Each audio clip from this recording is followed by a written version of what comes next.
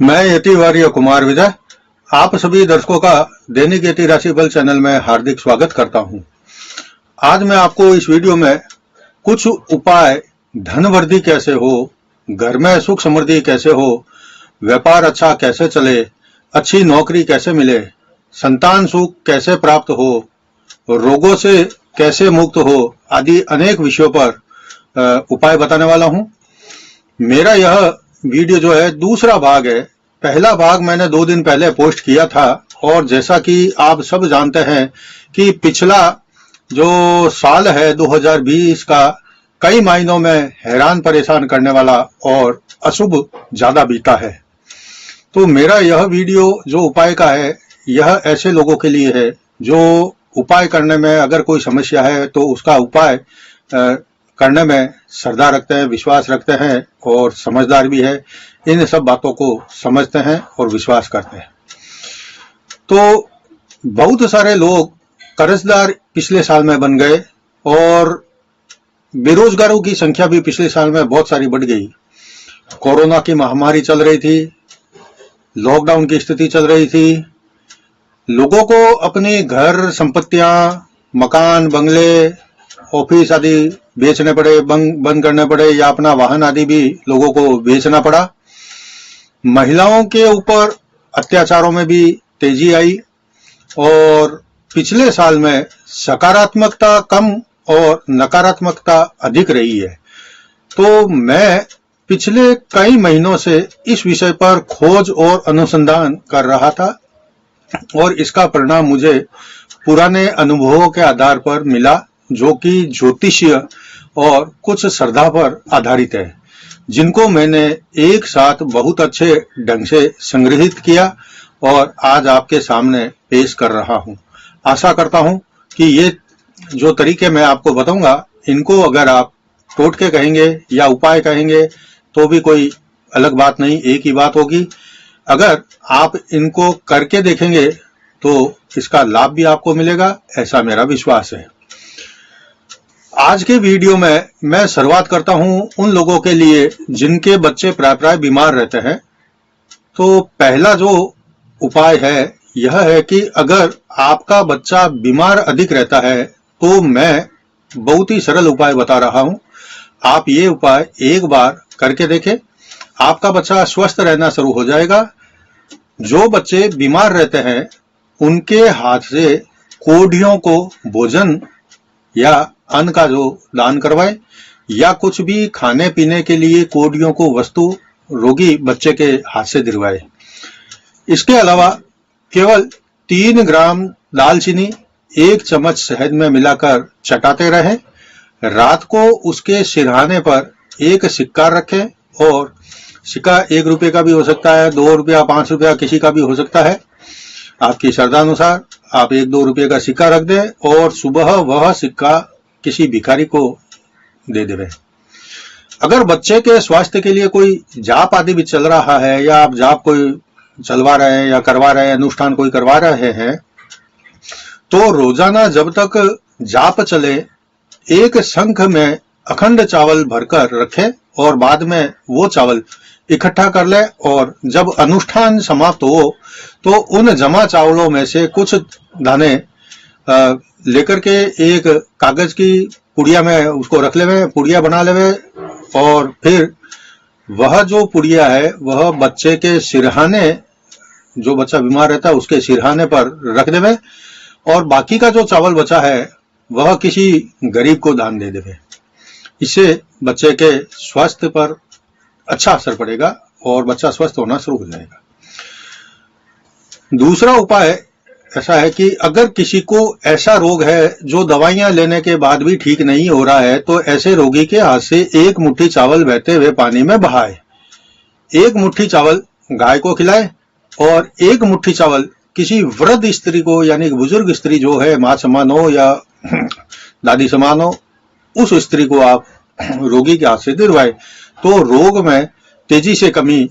आना शुरू हो जाती है। तीसरा उपाय है कि जिनकी मां बीमार रहती है तो ऐसे मां के पुत्र को चाहिए कि वो तांबे के लोटे में या फिर तांबे के बड़े कलश में माँ के हाथ से अखंड चावल भरवाकर 8 कन्याओं में बराबर बराबर हिस्से में बांट दें और ऐसा प्रत्येक मंगलवार को करें तो माँ की जो बीमारी है उसमें राहत मिलना शुरू हो जाएगी। आगे मैं वो आपको उपाय बताऊं उससे पहले मैं आपसे एक विनम्र निवेदन करना चाहता हूं कि अगर आपने अभी तक मेरे चैनल को सब्सक्राइब नहीं किया है तो आप इसको सबसे पहले सब्सक्राइब करें और फिर घंटी के बटन को भी दबाएं ताकि जैसे ही मेरा कोई नया वीडियो पोस्ट होता है तो आपको तुरंत सूचना मिल जाए और आप उसको सबसे पहले देख सकें। इसके अलावा मैं हर रविवार को दिन में 10 बजे से 11 बजे तक फोन पर बातचीत किया करता हूं, लेकिन नए साल के पहले महीने में मैं ज्यादातर समय अपने स्थान से बाहर व्यस्त यात्रा में रहूंगा, इसलिए रविवार को फोन पर नहीं आ सकूंगा और न ही आपके किसी एक सवाल का जवाब मैं दे सकूंगा। अगर कभी मुझे बीच में यात्रा के बीच में अवसर मिला तो मैं YouTube पर ऑनलाइन आकर आप सभी से बातचीत अवश्य करूंगा। अब आगे बढ़ते हैं और देखते हैं कि आज के वीडियो में चौथा उपाय क्या है। तो मेरे चैनल के दर्शकों में से कई दर्शक ऐसे होंगे जिनके घर से रोग जाने का नाम नहीं लेता है और हर समय कोई न कोई बीमार पड़ता ही रहता है और दवाइयां पर आय का एक मोटा भाग खर्च हो जाता है और मानसिक तनाव भी बना रहता है, वो अलग। तो ऐसे दर्शकों को जिनके घर में हमेशा रोग बना रहता है वो मंगलवार को 18 तंदूर की रोटियां घी लगाकर गरीबों में बांटे, या फिर अगर किसी के वहां पर तंदूर की आदि की व्यवस्था नहीं है तो घर में ही मिट्टी के तवे पर रोटियां सेके और फिर वो रोटियां भी अगर गरीब में बांटेंगे तो रोगों से परिवार को मुक्ति मिल सकती है और जो मोटा भाग आय का खर्च होता है दवाइयों पर वह रुक सकता है।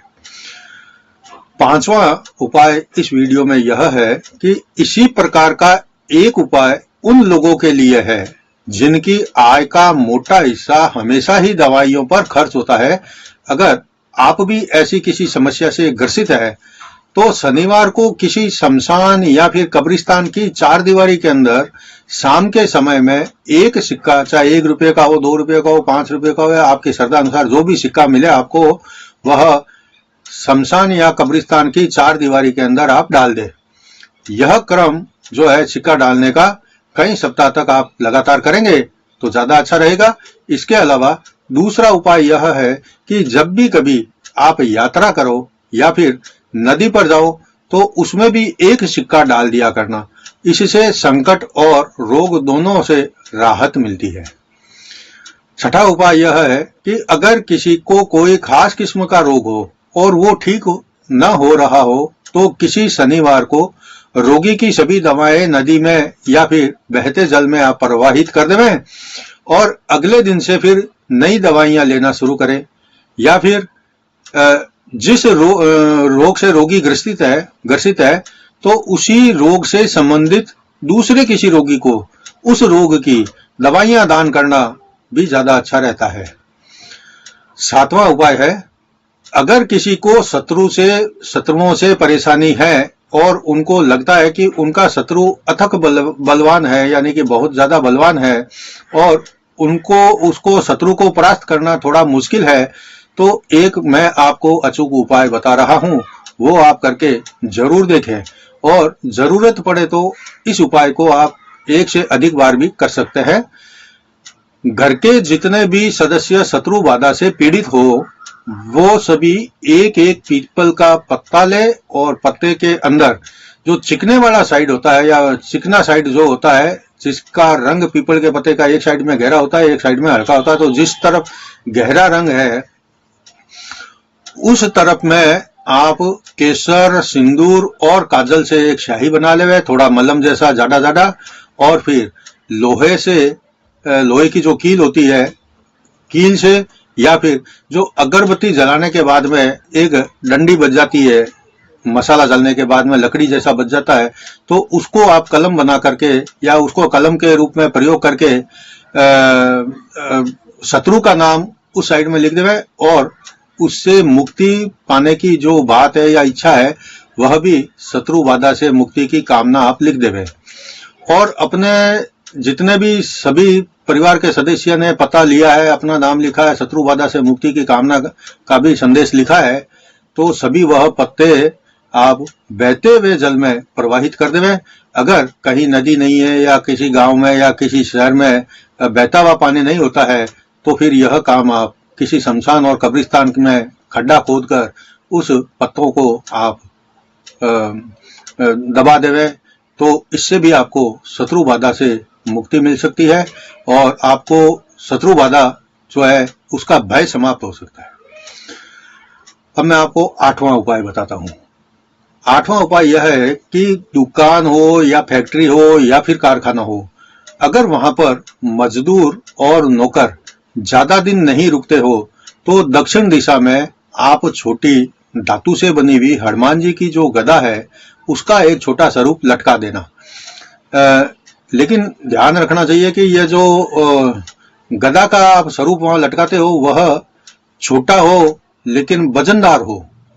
अंदर से खोखला नहीं हो, उसमें वजन होना चाहिए, ठोस बना हुआ होना चाहिए। इस प्रकार का वजनदार हनुमान जी की गदा का जो है वह स्वरूप वहां पर दक्षिण दिशा में लटका दो। इससे जो आपके फैक्ट्री में, कारखाने में, दुकान में नौकर काम करने वाले हैं या कर्मचारी वर्ग है, वह आपको बार बार छोड़कर भागेंगे नहीं और वहां वह टिक कर आपके लिए इच्छा से और पूरे मनोयोग से काम करेंगे। 9वां उपाय है, अगर किसी का पैसा किसी में फंस गया है, अगर आप किसी में पैसा मांग रहे हैं और वह पैसा देने में सक्षम है लेकिन फिर भी वह आपको पैसा नहीं दे रहा है, तो आप किसी से भी एक स्फटिक का श्री यंत्र लक्ष्मी माता के संपूर्ण पूजन के विधि विधान के साथ में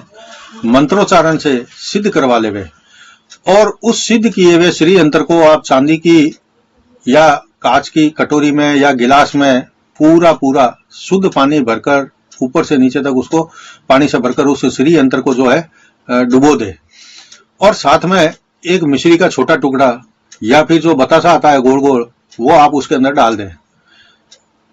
इससे क्या होगा, आप रोजाना यह पानी बदलेंगे, शुद्ध पानी भरेंगे और श्री यंत्र को साफ करके उसके अंदर वापस डाल देंगे गिलास में या कटोरी में और साथ में मिश्री का टुकड़ा डाल देंगे, तो धीरे धीरे आप यह देखेंगे कि जो आदमी पैसा देने का नाम नहीं ले रहा था, वही आदमी अब आपसे कैसे भी करके